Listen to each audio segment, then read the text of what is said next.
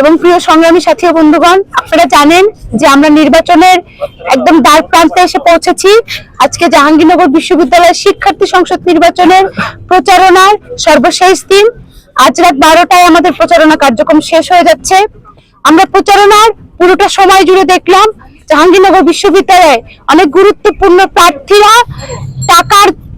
টাকার ছড়াছড়ি করেছে এবং একই সাথে ব্যাপকভাবে আচরণবিধি লঙ্ঘন করেছে অনেক প্রার্থীরা। সেসব বিষয়ে এগুলোর পাশাপাশি আমরা দেখলাম সেই সমস্ত বিষয়ে দেখেও কোনো রকম পদক্ষেপ নেয়নি আমাদের বিশ্ববিদ্যালয়ের নির্বাচন কমিশন। আমাদের বিশ্ববিদ্যালয়ে আমরা বিগত কয়েকদিন আগেও দেখলাম হলগুলোতে যখন একজন প্রার্থী নির্বাচনী প্রচারণায় গিয়েছেন সেখানে বিরিয়ানির প্যাকেট দিয়েছেন। আমরা দেখলাম অসংখ্য প্রার্থী আচরণবিধিতে স্পষ্ট করে উল্লেখ রয়েছে কোন ভোটারকে অপরকম পানি কিংবা খাদ্য কোনো কিছু বিনিময় প্রথা হিসেবে দেওয়া যাবে না। কিন্তু আমরা দেখেছি দল বেঁধে প্রার্থীরা শিক্ষার্থীদেরকে নিয়ে নানা রকম ভাবে যে খাওয়া দাওয়ার আয়োজন সেগুলো করেছেন। আমরা মনে করছি আমরা শুধুমাত্র একটি ভোট কিংবা শুধুমাত্র একটি নির্বাচনই করতে চাই না। দীর্ঘ 16 বছর যাবত ধরে এই বিশ্ববিদ্যালয়ে যেমন রাজনৈতিক চর্চা ছিল, সেই টাকা পাওয়ার মানি মাসেল সেই রাজনীতি থেকে বেরিয়ে আমরা একটি সুস্থ ধারার জনমুখী রাজনীতি করতে চাই। জাকসু সেই সুস্থ ধারার ছাত্র রাজনীতি তৈরিতে গুরুত্বপূর্ণ ভূমিকা রাখতে পারে। অতএব সেই জাকসুকে কেন্দ্র করে যদি আমরা এই ধরনের টাকার খেলা দেখি তাহলে আমরা খুব আশাহত হচ্ছি পরবর্তী সময়ে এই বিশ্ববিদ্যালয়ের রাজনীতি আসলে কি হবে। একই সাথে আপনারা জানেন আমাদের বিশ্ববিদ্যালয় নির্বাচন কমিশনের অনেক অবহেলা আমরা দেখতে পাচ্ছি। আমরা দেখছি বিশ্ববিদ্যালয় প্রশাসন আজ নির্বাচনী প্রচারণার শেষ দিন ডোপ টেস্টের আয়োজন করেছেন। আমাদের কাছে যখন মতামত চেয়েছিলেন আমরা বিশ্ববিদ্যালয় প্রশাসনকে বলেছিলাম, নির্বাচন কমিশনকে বলেছিলাম ডোপ টেস্ট যদি করতেই হয় তাহলে সকল প্রার্থীর ডোপ টেস্ট করতে হবে। কিন্তু আমরা এই কথা কখনোই বলিনি নির্বাচনের দ্বার প্রান্তে এসে ঠিক আগের দিন ডোপ টেস্ট করতে হবে। আজকে যখন আমাদের হাতে সময় সংকট এবং অনেক মূল্যবান সময়, সেই সময় দাঁড়িয়ে নির্বাচনের প্রচারণার শেষ দিন এসে প্রশাসন প্রার্থীদেরকে নিয়ে ডোপ টেস্টের আয়োজন করছেন। আমাদেরকে অনেক গুরুত্বপূর্ণ কাজ ফেলে রেখে সেই ডোপ টেস্টে অংশগ্রহণ করতে হচ্ছে।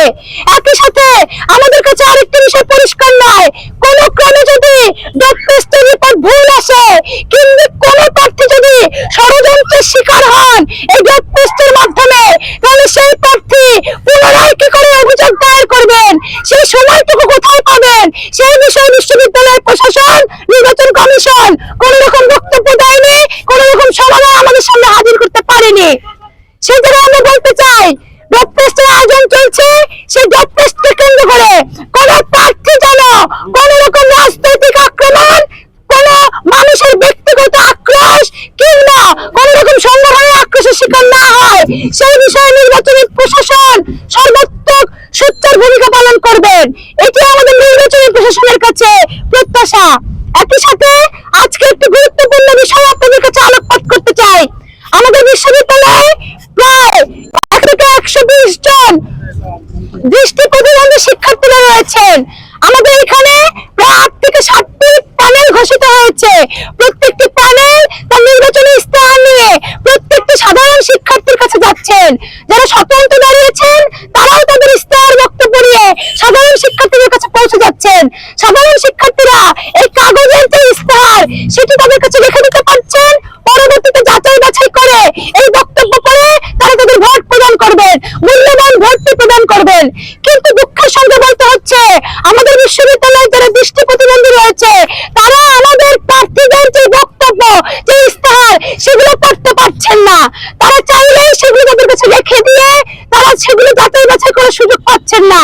একই সাথে বিশ্ববিদ্যালয়ে যে ভোট গ্রহণ শুরু হবে তখন তাদেরকে ভোট দিতে হবে অন্য আরেকজন ব্যক্তির সহায়তায়, সেটিকেও তারা সুষ্ঠু এবং সুন্দরভাবে গ্রহণ করতে পারছেন না। কারণ তারা মনে করছে 33 বছর পর আয়োজিত হওয়া ভোট তারা তাদের নিজেদের হাতেই সেই ভোট প্রদান করতে চান। সেই জায়গা থেকে আমাদের দৃষ্টি প্রতিবন্ধীরা বারবার করে বলেছেন যে বিশ্ববিদ্যালয় প্রশাসন যেন বেল সিস্টেমে ভোট প্রদানের পদ্ধতিটা চালু করেন। কিন্তু কিন্তু অত্যন্ত দুঃখের সঙ্গে আমরা দেখতে পাচ্ছি বিশ্ববিদ্যালয়ের প্রশাসন এই বিষয়ে ন্যূনতম কর্ণপাত করেননি। এই জায়গা থেকে আমরা প্রতীয়মান হতে পারছি এই বিশ্ববিদ্যালয়ের প্রশাসনের দৃষ্টিভঙ্গি আসলে কেমন। এই বিশ্ববিদ্যালয়ের প্রশাসন, নির্বাচন কমিশন যে জাকসু আয়োজন করছেন, সেই জাকসুতে আমাদের দৃষ্টি প্রতিবন্ধীদের সরাসরি যে অংশগ্রহণ, সেই অংশগ্রহণ তারা নিশ্চিত করার বিষয়ে কোন রকম আগ্রহ প্রকাশ করছেন না।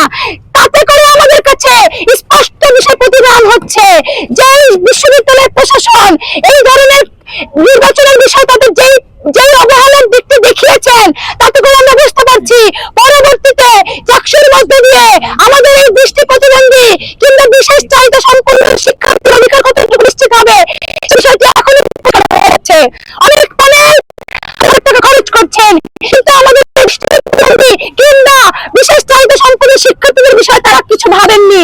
তার মধ্যে দিয়ে আমরা বুঝতে পারছি তারা প্রার্থী হিসেবে নির্বাচিত হলে তাদের বিষয়ে আসলে কতটুকু কথা বলবেন, কিন্তু সেই জায়গায় আমরা সংসপ্তক পর্ষদ তাদের কথা ভেবেছি।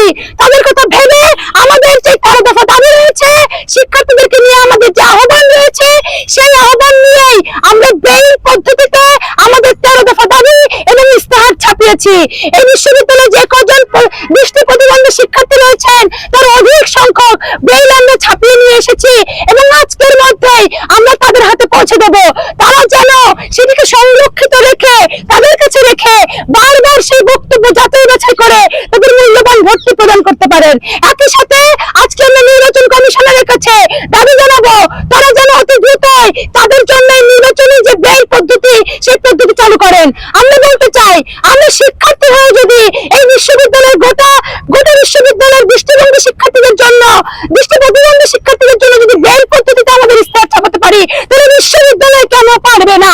সেই প্রশ্নটি আমাদের বিশ্ববিদ্যালয়ের প্রশাসনের কাছে, নির্বাচন কমিশনের কাছে আজকে রেখে গেলাম। আমি আর কথা দীর্ঘ করব না। আমাদের যে 13 দফা দাবি রয়েছে, সেই 13 দফা দাবি আজকে পড়ে শোনাবেন আমাদের একজন দৃষ্টি প্রতিবন্ধী শিক্ষার্থী।